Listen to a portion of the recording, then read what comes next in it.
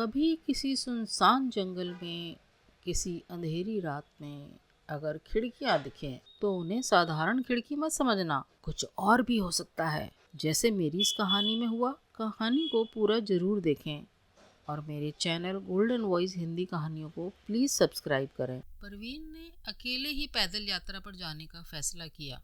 ये उसके लिए एक नया अनुभव था। पूरा दिन वो अकेले ही पहाड़ों के ऊपर चढ़ता रहा।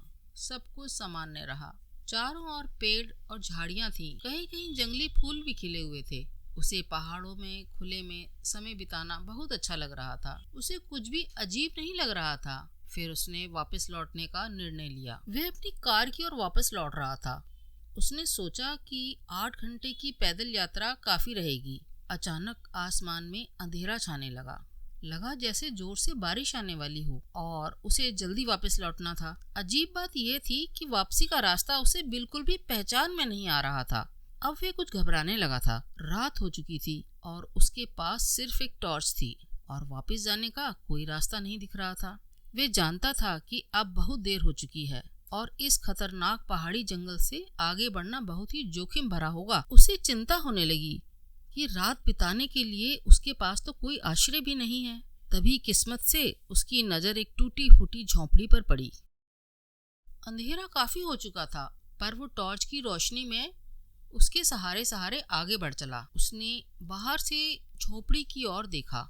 ऐसा लग रहा था जैसे सालों से वहां कोई नहीं रहता था, लेकिन वे जानता था कि सुबह होने तक आराम करने के लिए उसे एकमात्र यही जगह है। लेकिन वे जानता था कि सुबह होने तक आराम करने के लिए यही एकमात्र जगह है, खासकर इसलिए क्योंकि उसकी टॉर्च की बैटरी भी खत्म हो रही थी। वे आगे बढ़ा और दरवाजा खटखटाया पर कोई जवाब नहीं आया।